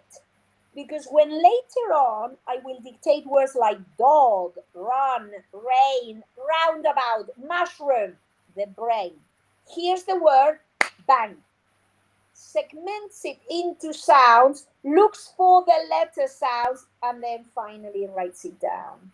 So the skill of segmenting happens from the beginning. And this is what I did with my students or their students in Switzerland, in Geneva. So I wouldn't recommend to do 12 sounds in 10 minutes, okay? Pace yourself out. But what I would recommend is go fast as you wish, as long as all the sounds are presented. If you have 6 hours a week, make sure all the sounds are presented in the first 3 or 4 months. Because Jolly Phonics makes sense. Jolly Phonics flourishes when they can read books at the end of the 42 letter sounds. And in here also we've got to talk about decodable books, and we've got to realize that the different ages make differences. So imagine you're teaching 4-year-olds and they are struggling with blending words. Well, I'm not going to have them reading sentences and books. It will frustrate them. You need fluency at word level. Sit, sat, spit, spat, drum, rain, goat, mushroom. We're talking about different levels: consonant, vowel, consonant, consonant, consonant, vowel, consonant, 2 consonants at the end, digraphs, longer words like mushroom, fluency at word level when you're 4 or 5. Then we can go on to teaching the first 10 tricky words, and they can read red level books, or they can just read and see without orange level without any tricky words. But if your children are 6, 7, and they can read fluently sentences in Arabic, then present the first 10 tricky words after 18 sounds and have the children reading, the cat is on the mat, the man is big, I can see a bag. You can do that as soon as you present group 4 with the E, which is the double E, the digraph. Use your common sense, but make sure you don't go too slow. Don't drag the teaching, the sounds for a whole year. Don't think that the children are only 5, so they can only do 1 letter sound, so they can read big, bad, sit, sat. No. You have to teach sound 42 in Jolly Phonics, which is R, R, A-R. Do the child has to wait until they are 7 to read the word car? Come on. Exactly. So don't underestimate children. It is challenging from the teacher. I'll tell you also what happened to me. I remember starting thinking, yeah, this is good. This is good. But sometimes I felt so exhausted because it's me having to be a clown. Oh, let's have the weeks today for this. Oh, yeah, we can make jelly. And then I can talk about science at the same time, and liquid to solid. And then we can eat the jelly and talk about. So it has a potential for science, geography, history. You can do anything with Jolly. but you get so exhausted that you think, hold on a minute, I think I'm going to stop today. You know what happened to me after I was teaching like a sound, two sounds, three sounds a day, blending, segmenting? I got a day and I thought, today I'm going to do a bit of revision. I sat down, I was going to read a book. You know what the whole class said? What's the sound today? And I was thinking, wow, they want more. And it's Yeah. me who's stopping them growing. Yeah. Yeah. So make sure you keep the pace. And I also have a wacky idea that worked. Imagine you're teaching English Monday, Wednesday, and Thursday. Okay. And you got two lessons, or one lesson. And I don't care if it's half an hour, 2 hours, or 15 minutes. You present six sounds on the Monday. You do the six stories with the actions, with the vocabulary. Then, if you have some time left out, which you will, because it can take you 10 minutes, then you color some of the worksheets, or you write the letters, or you write the letters in the air. And then the Wednesday and the Thursday, you play games. You play the games based on sounds for blending and segmenting. And this comes in the training. For example, I play musical chairs. I give six sounds. I have six children standing at the front of the classroom. I put three chairs in front of them, and the rest of the class are watching. And I dictate words. Children, sit down if you hear the word sit. And of course, the s has to sit here, the I here, and the t here. And the rest of the class reads sit. Then sat, pit, pat, spit, spat. Then this is if the children are 4 or 5, is teacher directed, 6, 7. If the children are older, I give one child a list of words And he from has. the word bank, and then I get six children with six sounds, and I say, you're a teacher, dictate. When you finish a column, someone else swap, and they're a teacher. And I have 4 or 5 groups of children playing, and the teacher. And I always say this in my trainings: Jolly Phonics enables the teacher to enjoy the view. You enjoy the view. You delegate the games, the learning on the children, to the point where you give them books and they all read at their own ability level, because this is the good thing about phonics. If a child is only 3, they will read books with 1 word. If the child is 7, will read books with 100 words, 400 words. You give them the books available for their intellectual level, or the level they can reach. And then you can also ask the children to dictate to each other. I've got videos. I went to Venezuela in school and I challenged them. I said, oh, Jolly's good. They found me because Cambridge Examining Board recommended Jolly Phonics. They said to the coordinator, um, would you like to be a Cambridge Examining School? What are you doing in infants? And of course, you examine children when they are 7, 8, 9, 10. We're just coloring. Oh, you better look for Jolly. They found me. I went to train and I challenged them. I said, what can your 5-year-olds write? Of course, they couldn't because they were only coloring. I said, okay, with this methodology, your students by the age of 5, they're going to read 90 books. If you follow my advice, they will read 90 books independently. I'm not saying every single child, I'm saying 80% of your class. You always have 20 that will read 30 books with only 1 word, and you always have 20 or 10% at the top that will read 200 books. But your average 5, 6-year-olds, 90 books. It's up to you. You can leave it in infants. But let me tell you something.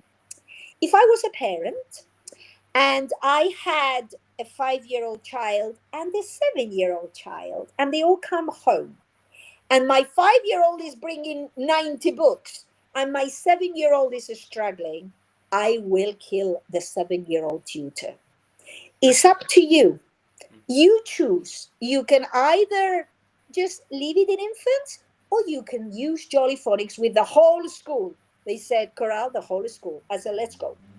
So after the second year, when I went and visited the primary 4 students, 10-year-olds, I said to the teacher, get out the picture. You taught the sounds. You taught 20 tricky words. Now get the children to be teachers. And we gave them a list of dictation sentences by Sue Lloyd. And they were dictating to each other. They were sitting opposite each other, and one was reading. He was in the shed, and the other one was writing. He was saying, come here, and the other one was writing. And when the pupil finished writing the sentences, the teacher had to mark them because they had here. So the teacher, the real teacher, was only enjoying the view. When they finished, they swapped roles. And then they swapped the sentences. They were not going to dictate the 7 sentences. So they came and picked another sentence from the box or another set of sentences. And they started dictating. So it was amazing. It was a turnaround because the listening, another story. I've got so many anecdotes. There is a trainer in Sardinia, Italy, that's very near you. And he started with a starter kit in his country, real revolution. He is teaching English now. He's been employed to teach English now to all the the rallies that happen in like the Lamborghini and all these type of brand amazing cars. He is teaching English to those people and those companies. And you know what? Cambridge Examining Board rang him and said, Mr. Walter, could you tell us why your students all get 10 out of 10 in speaking, listening, reading, and writing skills? What do you do? And he said, Jolly Phonics. This is a true story. This is for adults. This is for anyone. He does it with everyone. There is no one in his classes who escape Jolly Phonics. No one. Escape. You don't escape Jolly Phonics. When you put it like that, it sounds different. Yeah, okay. So Yeah. the pace is fast. At least I have done it in a center where in Spain we're so needed for Jolly Phonics, or for phonics, for speaking English, that I went to an academy, we call it academies, which is after school centers. And if any of you who is listening to me and have a center, you can become a millionaire. Because, first of all, receive the training, okay? This is important because now you're hearing anecdotes, you're hearing me talk, but you need to learn how to do it. So it's a little investment to come to the training, and then you can do it face to face, you can do it online. I give you tricks, I send you the PDFs that you can use, I give you the advice on materials that you use, and then you'll be running. So in this center, they taught English 5 to 6, 6 to 7, and 7 to 8, and 8 to 9 p.m. in the evening to 3-year-olds, 4-year-olds, 5-year-olds, 6, 7-year-olds. Now imagine in the middle of winter, a 3-year-old going to school full day, and then after school, twice a week, the sounds and English. At the end of it, in a term, they finish the sounds. By December, with only 2 hours a week, they finished. Guess what the parents asked the center? Excuse me, could we pay you for 3 days a week instead of only 2? Could you expand that and do it Monday, Wednesday, Thursday, or Friday? We would even come Saturday morning if you could, please, at the weekend, because they saw the results. Jolly Phonics is useful. Jolly Phonics works only when the pace is respected. And of course, it's not just, after I do P, the children are loving it because I got candles and they're doing P. Let's play the castanets. The fun is important, but don't forget, make sure you keep it simple. This, I'm quoting Sue Lloyd. Keep it simple. Make sure You present the sounds, you do the blending and the segmenting. Drill, drill, drill. And then you can play games so they can understand. And of course, as you said, Anas, the emotional part, the enjoyment part has to be there. The playing games is very important. It depends on the age again, because we go back to adults, and I've no, at least from what I've seen, even I haven't taught it personally, but I've seen that when teachers do, I guess maybe it's the teacher who's not into it, maybe, but students are like, oh, this is for kids, this is for babies. I guess it's the attitude of the students and the teacher. If when I do it, honestly, I don't notice that. When I do it, I'm dancing, I'm doing things with them, like they're having fun. But I guess when other people give me feedback, or the students give me feedback, oh, that was so boring. Oh, that's for kids. Ah, for that, I don't understand it. You But know now why? I'm talking to, You yeah. know why they tell you that? Because they use Arabic. No, If no, no, you No, they don't even use Arabic, because if no. you're in a class using English all the time and your students have to use English all the time, they're not even adults, I'm talking about older students from the age of 10 No, to talk me, about kids you're and older. like it's from If 10 you onwards. only use English and you have to deliver content, not just, oh, we're going to jump and you're going, so it's not only receptive language, okay, it's producing language. If you expect your students to talk in English, read in English, write in English, you as a teacher have to become a clown. Otherwise, they will never understand. That's Yeah. one thing. And the second thing, and I invite you to do it, there are 30 books, but you can pick one that is for a 5-year-old to read. And it's very simple. Yeah. It's called Jolly Readers Level 1. And this is what I did with my adults to convince them. I say to them, read it. And of course, a snake, inky, bee, hump, instead of jump, and then hello. And I was thinking on a word. So, what I proved to my adults was, you can't read in English. Do you want to learn how to read in English? We're going to do Jolly Drama. So, an adult is easy to convince because they know they need it and they trust you in the methodology. So you've got to be a clown and you've got to use Jolly with a story, an action, vocabulary, and a song. Imagine you've got a 15, a 12-year-old in front of you. How do you convince them? Very easy. A child is at the school to achieve a certificate. A child is at the school to pass exams. A child is at the school to learn and to go home, and the parents say, well done, look at your results. Well, the first thing you do is you scare them.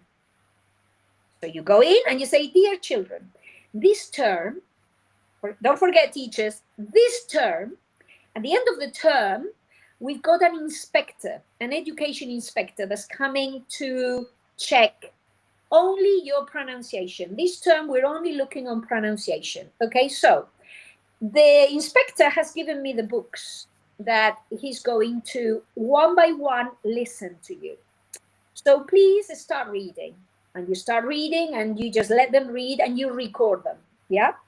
And as they are reading the books, you can give the same book to everyone. If you only have 10 children, you can do it in 10 minutes, because after 1 minute, there is, I am sure, one child that's going, every single child is going to make one mistake. For example, they might say the word run instead of run. They might say pen instead of pin. They might say ben instead of pen. You say to the child, sorry, you failed. And you put a cross next to the name. Next one, and you just call all the children, and when they read, but you tell them, fail, wrong, oh my word, what am I going to do? The inspector is coming. Imagine you start this activity in September. The inspector is coming in December. He's going to assess all of you. You're going to fail. What are your parents going to say? I tell you what, there is panic on their faces. So you say, you panic, you put fear into them, worry into them, and then you say, but I've got a solution. Someone told me about a program called Jolly Phonics. Now, the books you gave those 10-year-olds, your 12-year-olds, were for 5-year-olds. And I know a 5-year-old can read it independently of their education level, intellectual level, or country. So you say to them, but I've got the solution. Jolly drama. I'm going to teach you the sounds, not the letter names. I know this is S-A. No, no, no, no. I'm going to teach you the sound, and you've got to say the sound and hear the sound. S-A-T. You tell the sounds with a story, an action, vocabulary, a song. 6 sounds in 10 minutes. You tell them to read, sit, pit, pat, spit, spat. Excellent, children. Wow. I think the inspector would be really happy. Let's continue with the other 6 groups. You will have to present them only once a week. And in a month, you finish presenting the sounds. The second month, you do tricky words. You give them the red books, the yellow books. And in December, you say, children, can you start reading? And you start recording from the back or one-to-one. And you record how the children read. And you know what you say to them? Children, I'm going to send this recording to the inspector. Let's see what he said to me, if you, as a teacher, me, can assess and evaluate that they're doing well, send me the videos. And then you go next day and you say at the end of December, children, I send the videos to the inspector. We've got a letter from the inspector. Everyone has got A this term for pronunciation. Look at what a simple story to convince a 10 to 15, 16, 17-year-old. Because Jolly Phonics is for babies. Jolly Phonics is for children. But unless you go through that, I'm afraid you'll never be a fluent reader and writer. I'll tell you another anecdote. And this is a true story, okay? In Britain, Ruth Miskin, Oxford Writes Inc., General Army lady, when this started, her training involves every single one in the school. Every single teacher has to be at her training. Her training, by the way, 10 years ago was 9,000 British pounds. Very expensive. Every single teacher is in the school for 2 days. 5 hours the first day, 5 hours the second day. The management has to be in the school, present at the training, without a phone or a tablet. Present in the training, absent for the whole day for any problems that could be involving that school. So she trains the school fully, and then she says, every single child that is in your school, you need to put the list on the staff room, every single sound at the top with a tick. Because if a child is 10 and does not know the sound A, will never read any word in English, geography, history, science. The child will be totally illiterate in any subject. The only subject that that child will be good at is music and PE.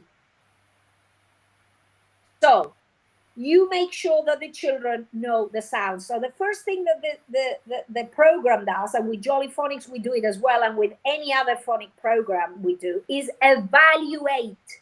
We evaluate children.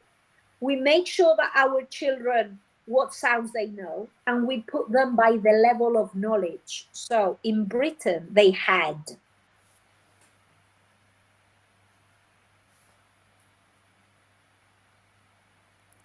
Hold on. Are we still there, or what happened?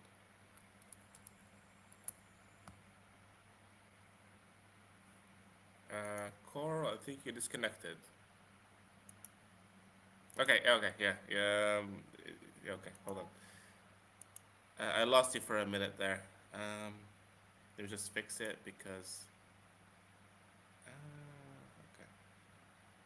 Yeah, I don't know which. No, I can't hear you. By the way, I can't hear you. There is no sound. I can. Yeah, you can hear me, but I can't hear you. I can read lips. Yeah, I know. I know. Um. Okay, hold on.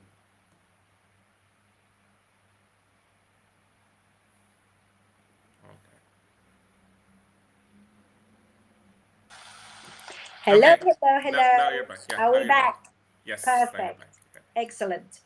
Okay, so I was telling you the story of Ruth Miskin, how she trains the schools and how she organizes schools. So she trains the whole school management full time. They've got to be there, extremely expensive.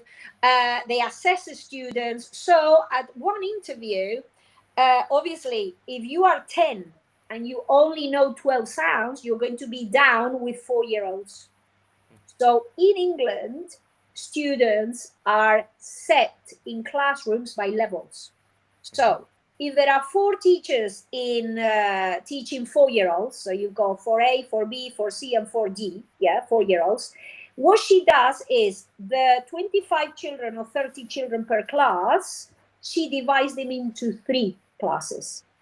So there'll be obviously, if you divide 30 by 3, you're going to have 10 more children per class. So you might have 40 children per class, but you have an extra teacher that's going to in visit each class, assessing the children continuously as a teacher assistant every day. So she will have 10 year olds with 4 year olds. So at this interview, someone said, but come on, Ruth, isn't it very embarrassing? And isn't it really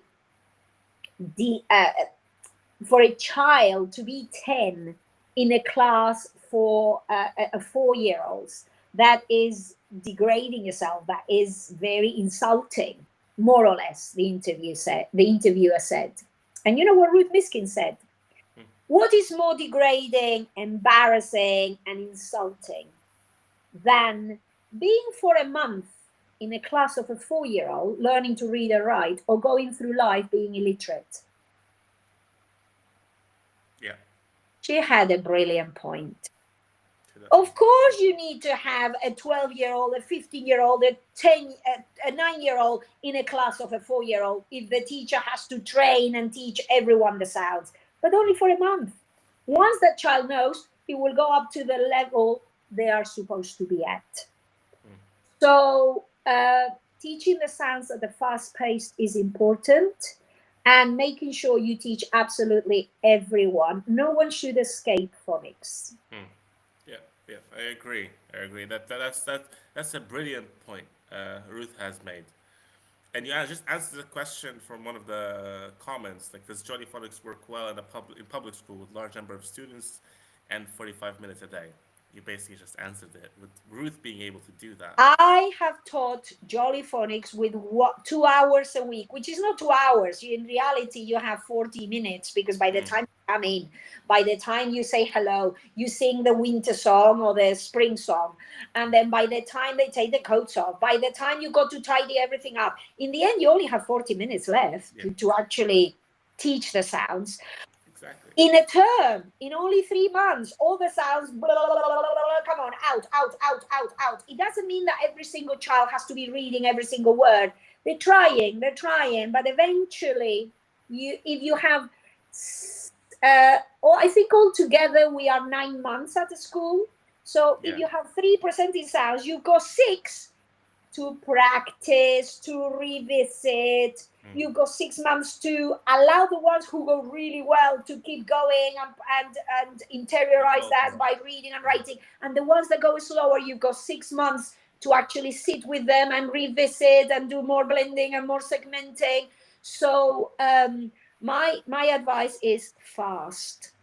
Now, before I go, which obviously we're not going yet, but I must remind everyone of Sulo's webpage, yeah, tcrw.co.uk, Yeah, yeah. teachingchildrentoreadandwrite.co.uk.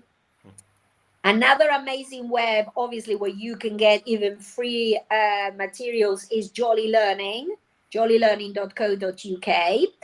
But another amazing webpage where you have a full synthetic phonics program for free.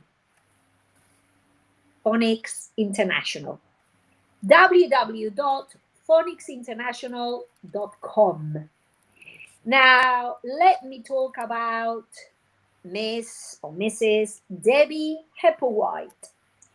Debbie Hepplewhite was a classroom teacher who found about Jolly Phonics, who became a Jolly Phonics trainer, who became a head teacher, who all of a sudden the government said, we're going to shut your school. She turned the school round. It was illiterate. Everyone got top level at reading and writing, but the government said, sorry, we're No closing the more. school down. What was she going to do now? What will we do? Well, she sat with her mum, who was in Florida. They got the Oxford Dictionary. They looked at Jolly Phonics and they thought, wow, this is missing, this is missing, this is missing, this is missing. And they designed the full, most elaborated English code that nowadays exists, called the alphabetic code chart. She gives it all for free. Now, there has been a revolution in Britain about phonics. So the government now says, okay, now if you want to do phonics, you can ask the government to validate your program. So please give in your programs. Make sure that before you present your program to the government, you tick the boxes. Does it teach 42, 44 sounds? Does it do blending, segmenting? Does it have alternatives? All the tick, tick, tick boxes. So Jolly Learning has one program validated by the DFE, yeah, which is amazing. It was the first program. It is the foundations. No one will ever learn to read and write unless you start with Jolly Phonics, I can assure you. But Debbie Hepplewhite, Phonics International author, she has 5 validated programs by the DFE. She designed them, she developed them all on her own. Phonics International, Floppy's Phonics, No Nonsense Phonics, and another 2 which I can't remember. She is the author of Floppy's Phonics by Oxford University Press, and because of her generosity, she has also been, like Ruth and Sue Lloyd and Chris Jolly, they've been awarded the MBE, Member of the British Empire. Chris is a member of the Order of the British Empire because of their legacy to literacy in English and education all over the world. So check Phonics International because the program is free. All the charts, all the worksheets, it's huge. But, I must say, but, it doesn't have stories, it doesn't have actions, and it doesn't have songs. So I always recommend to start with Jolly Phonics with the little ones, even with the adults. Use Jolly Phonics well, step 1, step 2, step 3. Use all the readers. Of course, if you wish, you can continue with Jolly Literacy. I'm going to deliver 2 full-day trainings in Misrata, in Benghazi, Derna, and Tobruk. Come to the training for Jolly Phonics, and also I'm going to talk about Jolly Literacy because Jolly Literacy has reading comprehension, writing skills, wonderful program developed by Sarah Wernham from Jolly Learning. So check those webs because they will be very beneficial for teachers. So what I'm thinking about, and that's actually wonderful. I just posted the Phonics International page, and that's yeah. Thank you very much for that. Um, just as a okay, I'll imagine that I don't know anything about Jolly Phonics. I just learned it now, and from what I've understood, that you present the sounds. Okay, so we started with Stop, sat. stop. What? You are talking in English. Start from your thumb with the left hand because of directionality. I'm a teacher. A teacher That, never that's so, dies. You that's so were, the posh. directionality was Arabic, my friend. Yeah. Okay. No. Oh yeah. Right. Was that? Oh, it was Ah, Arabic. Right. Yeah. Okay. Because I ah. thought it was easier that way. But okay. Let's So, go. so they start with the sound. We start with the sound, and then we go through the motion. That's The kinesthetic. action, the action. So you Yeah. The go with the action. story, the story. Oh, the story is first. Yeah, you teach a Okay. story. Okay. Story, action, sound. song, Yeah, yeah. the Oh, sorry. story, the Action, action, the song, song, then the sound. the letter formation, the sound you already presented with the story. Oh, look Okay. at Sam and Samson the dog. Look at the snake. It says "Sss." You already Ah, presented the sound. and the The sound story. is in the story with the Okay. vocab. Then you got the Practice. action, Action, yeah. Action. the Oh, the song. action, you present that in the song, in the story as well, right? Yeah, okay, fine, but it's another aspect to it. The Okay. story is listening. Mm-hmm. So this is passive, watching the story and listening is passive learning. Then you have the active learning, which is the action, Mm-hmm. story, action, the action with the song, so it's active.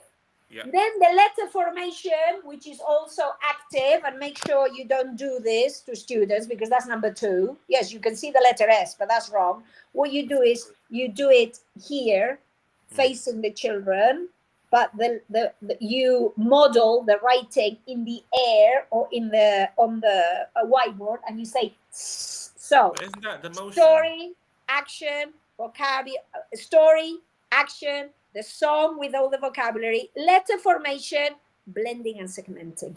But hold on. Letter formation, isn't it the same as the motion? Aren't they the same thing? No, because the action, sometimes, for example, oh, the sound Ah. A. Maya heard I was in pain. A. The action for the sound A is your hand behind your ear saying A. There is no formation for letter Yeah. there. You Right. need the letter formation saying A, where you write the A and the E, the A and the I together. Okay. And the last one is blending and Blending and segmentation. segmenting. So you need six fingers. No, that's it. That's like the story, the motion, the song, the letter formation, the blending. Oh, and segment. Okay, that's the same thing, isn't it? Well, As it's yeah. semitism. It's the other side of the coin. Blending is for reading, segmenting is for writing. So if I want you to read a word that I have here, and it says pin, but as a teacher, I can't say, come on, children, read pin. No. I have here the word, and the child has to blend and say, in, pin. That's blending. But if I want you to write the word sit, you need to segment it in your head. And when the children are young, we do it with the arm, right hand on the left arm. Wrong. Right hand on the left. Right hand on the left arm. It's inverted on your side. There you are. Yeah. Good. Right. Your right hand on the left arm because of directionality. Yeah. English. Sit. Sit. Sit.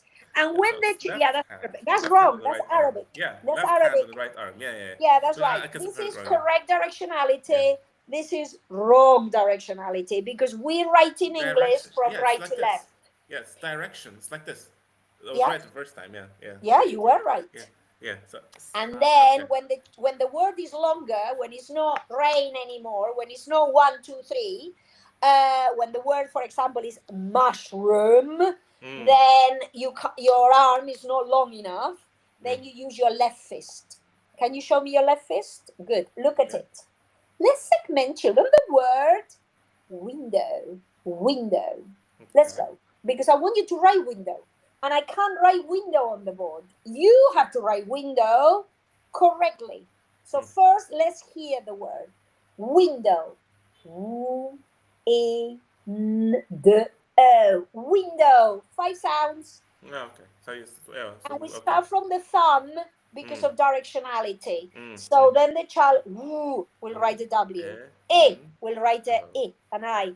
The O. And then you can say to children, window, window. Of course, I'll only ask to write window when I have already presented the sound O as OA first for goat, coat, boat, and then I presented the alternative OW, as in throw, bow, window. Okay? Yeah. So, yeah, blending and segmenting. If the word is mushroom, come on, everyone. Left fist, look at it, touch your thumb. Okay. Mushroom. 6 sounds. So it's, oh, you can use the second hand. Okay, so you can use the second hand. So, So you uh, continue looking at your hands from left to right. mm-hmm. Right, right, good. That's perfect. That's awesome. You also have a workshop later on at night. I think at 8 or 6. I'm not sure. Yes, at Yeah, 6 p.m. Let me check because I don't have all the times in my head. Yes, yeah. 6 to 7, I am doing a free presentation of Jolly Phonics and Jolly Literacy. Is Miss Sundus Alfaheri, who is organizing the whole event. I've got to really thank Sundus because has organized trainings, very successful trainings. Last time it was 2 days. This time she said, let's take her out for a tour, and I'm going to Misrata, Tobruk, Derna, and Benghazi. And the presentation will be just giving, don't forget that we've been talking for nearly 2 hours. The presentation is only going to be for an hour, but I will give a little bit of advice and information about the training these coming days. What I can say is that University of Benghazi has been very pioneering in helping out how to implement Jolly Phonics in the state sector. You call it public schools, but in English, a public school is private. Odd. So, state schools where children go for free are going to pilot Jolly Phonics. I am going to train for free 6 schools with the help of Jolly Learning and the University of Benghazi. We are going to deliver free training and free materials. They're all going to receive 6 starter kits, and they are going to trial Jolly Phonics to check the results. An inspection will be aware. So I think Jolly Phonics will be very big in Libya very soon. I hope so. I hope so. And the training for teachers to attend will be on Sunday the 7th, Next month. and then Monday the 8th in the afternoon in Benghazi, and then Tuesday the 9th and Wednesday the 10th in the afternoon, Jolly Literacy. After that, I am flying to Misrata, and I will deliver Jolly Phonics and Jolly Literacy on Saturday the 13th and Sunday the 14th during the day. After that, it'll be Tobruk and Derna. I think Tobruk will be Monday the 15th and Derna Wednesday the 17th. But check my Facebook because I will be advertising. And as I know that you have great audience, I can send it to you as well. Okay, Anas? Yeah, that would be a pleasure. Thank you very much. And of This course, has you're invited. Whatever city I've mentioned that is nearer to you, you must come and attend. Well, I'm in Misrata, so we'll be in contact. Whenever you get there, just let me know. I will. We'll meet in person. Already done this. We met, and I have to say, a great personality, a great teacher, and it's. I've been a teacher for the past, since 2013, and I've worked on myself for all this period of time, and I opened my own place in 2023.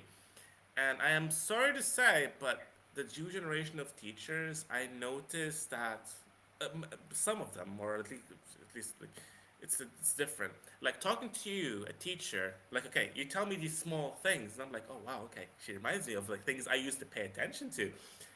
New generation teachers are like, it doesn't matter. This doesn't matter. This doesn't matter. They don't listen. They don't understand. They don't listen. They don't understand. And I'm like, okay, it's not that simple. You don't listen. You don't understand. It means there's a problem. Like I said earlier, and I teach Arabic as well. I was teaching this to a Libyan Arabic just yesterday, um, and I told them, I'm sorry, this is offensive, but from teaching children, I've learned that you can't go to point B unless you pass through the land from A to B. You can fly, you can swim, you can go to space, you can do whatever you want, but you have to pass through that land.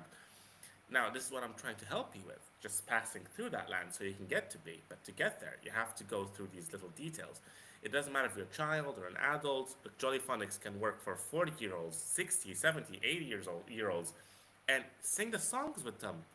It doesn't matter if they're a bit demotivated. These are, you know, we can, this is a whole different topic, but these are childhood traumas that we're going through. That when a person says, oh, this is for children, oh, this is too boring, this is some sort of trauma they're going through that breaks if they Yeah, see you doing the action with them, if you're not mocking them. Like if I'm jumping, I'm telling them, okay, you jump, and I'm just military. No, they're not gonna do it. You have to do it with them. yeah. I mean, I think being a teacher, you don't realize how professional you have to be. Yes. And of course, learning yourself and training yourself is very important with the new methodologies, that is essential. And then having the respect for those teachers, those children, because you have their lives in your hands. Exactly. I'll tell you another story. I went to deliver a training in Chicago. Chicago is in America, in the States. And this is long ago. This was in the year 2010, 2011.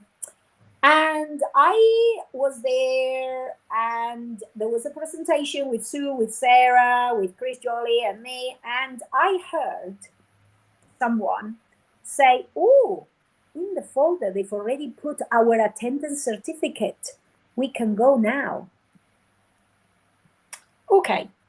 I heard that and I thought, oops, I hope you don't leave before my turn to talk is. And I stood up and I said, let me tell you the true story. Someone asked an illiterate person, what does it feel like to not read and then be able to read? And this person said, it feels like being homeless, like you don't have a house. Everyone else has a house. Everyone gets complimented by how well you read, how well your exams, and I can't read and I can't do well. And then I shared something which is really is impact me, but it's true. We all know about the home office, yeah? Do you know your home office in your country? Yeah, you've got the foreign office and you've got the home office. The home office in your country, like in my country, like in any country, it's organizing all of us from now to 10 years' time. They have to look at charts of numbers of how many people are born, how many people die, how many people need cars, how many hospitals, how many schools from now to 10 years' time. Yeah? So they decide how many hospitals, how many funerals they're going to be based on research, more or less. Let me share a true story based on research. Do you know how the Home Office decides how many places, how many vacancies they need in jail from now to 10 years' time? I bet you don't know, do you? By the reading. Yeah, yeah, exactly. Yeah. So, just from the context, how they can read and write, or how literate they are. Yep. By the reading results of a 10-year-old. Okay. At the age of 10, every single child has to read 100 words per minute. At the age of 14, 200 words per minute. In your country, like my country, we assess children, the government is compulsory to do a reading test. And they give them a text and they've got to read, and the teacher is not even thinking of if they comprehend or not. They just tick, tick, tick, tick, tick. If there are 100 words per minute, that's the first thing they have to set. 40-year-olds, 200 words per minute. If a child in England has not been taught, in America, in Australia, they have not been taught how to read, and they have to guess the words, and it's look and say, and they can't read window because they say window were, and then, oh, And then, oh, the sound O. The sound O in English is written in 13 different ways. Storm, O-R. Talk, A-L. Quarter, A-R. Door, O-O-R. Court, A-U-G-H. Thought, O-U-G-H.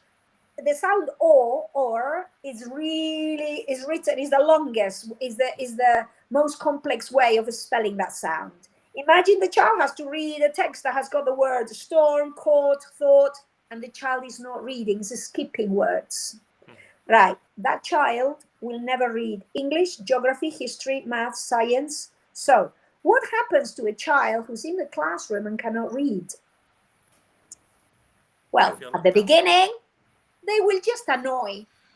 Then imagine you sitting for 5 hours, not being able to read science, geography, history. In the end, you annoy so much, you misbehave so much that you are punished from coming to school and you're expelled. If someone is expelled from school, you know what they're going to do? They end up in the street. If you're in the street, you become a delinquent because you are not good at anything in life. Unless you come from a very wonderful family, very supported, who think, okay, we know you can't read or write. Let's enhance your artistic skills. And you can become a good musician, and you can become really good at jumping and doing motorbiking or whatever. If you are a parent parents who don't have much money, they'll say, oh, I'll pay for private lessons. This is still not helping because they're not teaching the sounds. The government gives you 10 years. By the age of 22, 24, you know where you're going to end up? In jail. So that teacher in Chicago who said, I've got my certificate, I can leave now. I said, you've got people's lives in your hands. Do whatever you want. You can leave whenever. You're free to leave. I tell you what, no one moved. Yeah, it's such a weight that teachers carry that if nobody tells us, we don't realize. Like it's just a job. We're just doing it for money. Yes, we're doing it for money, but it's not just we don't go to prison if we don't if we can't read 100 words of Libya, but think of the children. Think of how left out they feel at school. And I always present this to school, and there are schools in Misrata as well. I presented plans for them to improve their English, the English level of the students. They don't reply. This is school management, mind you. So they don't really care. They're just like, yeah, okay, it doesn't matter. Yeah, also attitudes and love and respect for this profession. I think we should have a Stockholm syndrome with our profession. I Yeah. mean, once you're in this profession, you might as well enjoy it. Come on, you've Yes. got no other choice, so you might as well look for things. We need to live. We all need a job, okay? So we might as well find something that we are good at. I mean, And I enjoy. will always say the majority of your life, okay, and we have very short lives. I mean, 60, 70, 80, 90, even 150-year-old, it's a short life. Yeah. You might as well enjoy all the years that you're going to be at work. So choose your passion. Yeah. Choose what you're good at. If you're not good at teaching, if you can't deliver, if you can't sparkle children's brains, adults' brains, don't be in this profession because you're going to suffer and it's going to be a waste of time. But if you enjoy it, then honestly, I get paid, and I must say I get paid very well for doing my training. But right now, I've been talking to you for 2 hours, and of course, Yeah. I am a very busy woman, Yeah. and Thank you. I'm loving it. And I am not being paid. And I would do my job even if I wouldn't get paid. But sadly, I need to live. I need to pay a house. I've got children. I've got expenses. So I've got to provide for others. So if your passion is teaching, let me tell you, with phonics, you're going to love it. And this is, I'm quoting Sue Lloyd as well. Sue Lloyd says, Jolly Phonics is successful because the teacher, the adult, is learning English and it's finding out about the lack of what they didn't know. The collateral damage is that the child learns to read or write. Yeah. Exactly. Yeah. I mean, I can tell you, like, from this meeting right now, and from what you just said at the end, I am going to launch something in Misrata for to offer at least to test out Jolly Phonics, specifically just Jolly Phonics. I'll plan something out where we shoot videos, exactly like you just said. Shoot a video of them reading before and after. I'll probably do it like for a month or a month and a half, just to cover all the sounds and see what difference we can make. Um, People in Minnesota really want something for their children. I can say I can see that. And from this meeting, I guess now I have a good how do I say a good outline of a plan, Understanding. understanding of what plan I can work out for them. So I'd like to thank you very very much, Coral, for your time and your Thank you. anecdotes and your Thank stories you. and It's about Jolly been Phonics. it's been a great pleasure. The Exactly. idea of recording came also from Mohammed Khairullah. Now we mustn't forget the first trainer, and at the moment only Jolly Phonics trainer that you have in Libya. His name is Mohammed Khairullah. I think I'm pronouncing well. He is in Tripoli. He started his story is amazing. He advertised for English lessons. He didn't know how many people were going to come. One turned up, two turned up. In the end, five turned up. And he started. Are we talking about only 2 or 3 years ago? And all of a sudden, now he's got 3 centers, and I don't know if he's over 1,000 students, and he's doing Jolly Phonics solid pupil book 1, 2, and 3. And his marketing is I show you my where.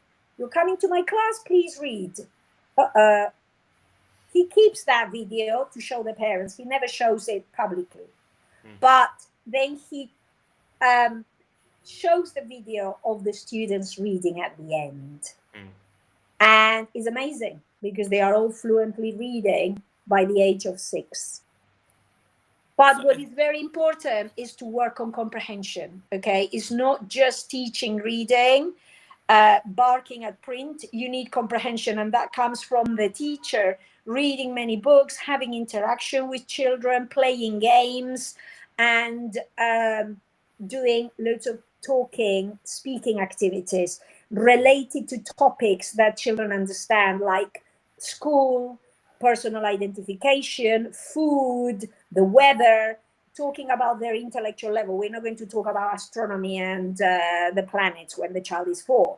So it's very important to also work on comprehension, not just reading for the sake of reading. yeah, It's been a great pleasure. I've got to yeah. say, it's the first podcast that I have actually been invited in my past 15 years of being a trainer and Wow. consultant for phonics and for teaching English to foreign students. It's been an absolutely wonderful, great pleasure. I think we will meet in person for sure. And please come to my training. It'll be I will. amazing to meet you all. And keep an eye on my Facebook, Coral George. I will be advertising where and when the training is happening, so you can register. Awesome. It's been a pleasure, Coral. Thank you very much. We'll stay in touch, and I'll see you next time.